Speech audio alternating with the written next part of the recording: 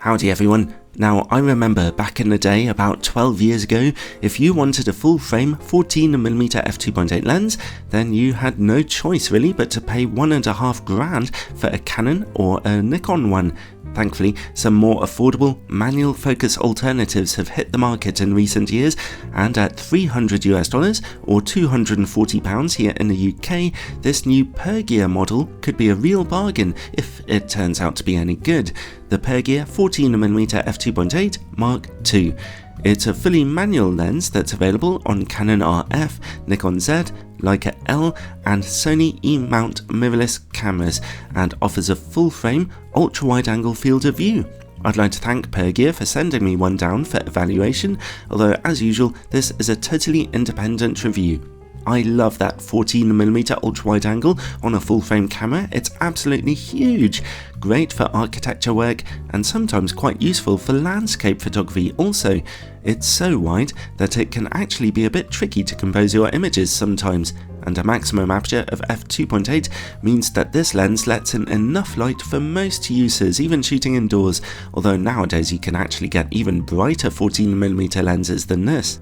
The lens has pretty typical build quality for an inexpensive, fully manual Chinese optic. It's not very big, but it's tough, metallic and a little heavy. It doesn't feature any weather sealing.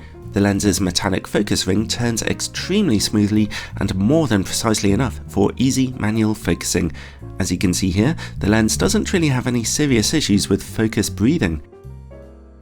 In front of the focus ring comes the aperture ring, which turns with gentle clicks, although oddly the ring turns a little past its maximum and minimum apertures. Still, for stills photography it's great to have some gentle clicks in there. The lens comes with a slip-on lens cap and also, usefully, a wide hood with an 82mm filter thread. It won't be a very effective hood, but that filter thread is worth its weight in gold, I think. Landscape photographers will love attaching polarizing and ND filters to this thing. Just make sure the filters themselves are quite thin. And, well, that's about it really.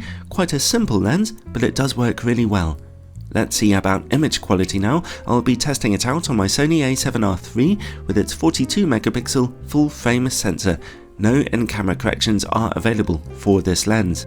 At f2.8, the lens is razor sharp in the middle with excellent contrast, and the corner image quality, great also.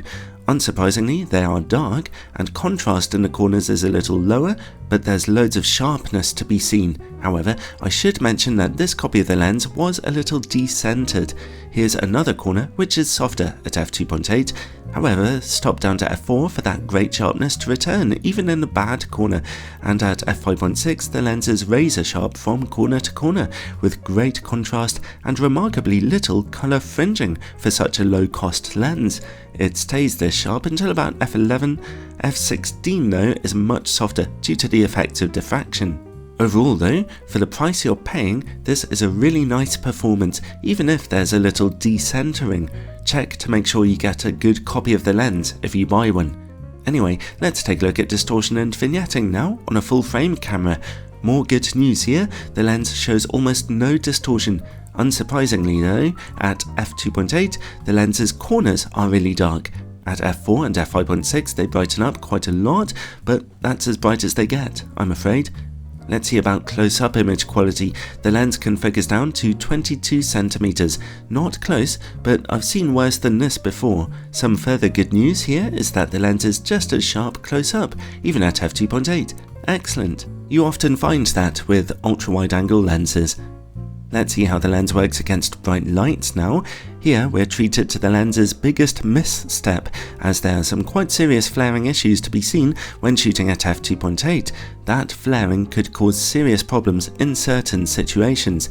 Stop down to f4 and things get way better, although there is still a sudden hazy flash when bright lights are near the edge of the image. Okay, while we're shooting in the dark, let's take a look at Coma levels. Great news here, especially for such an inexpensive lens.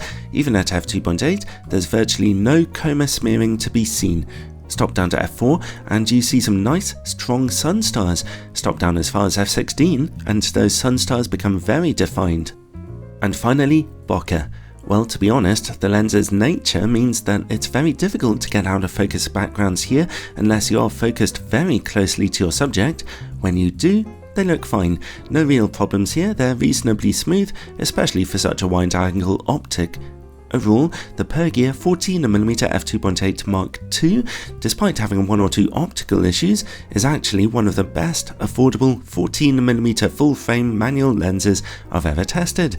Very good sharpness at normal distances and close-up, as well as good contrast, low distortion, and low coma levels mean this could even be a great lens for astrophotography. For $300, it's a no-brainer really, just make sure you get a good copy of it. For the price, it comes highly recommended.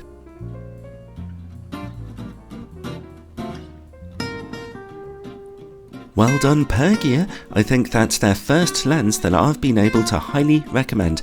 And something else I highly recommend is checking out my Patreon page, of course.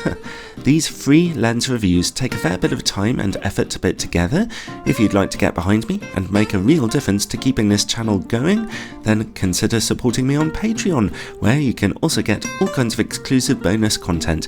Ciao for now, everyone.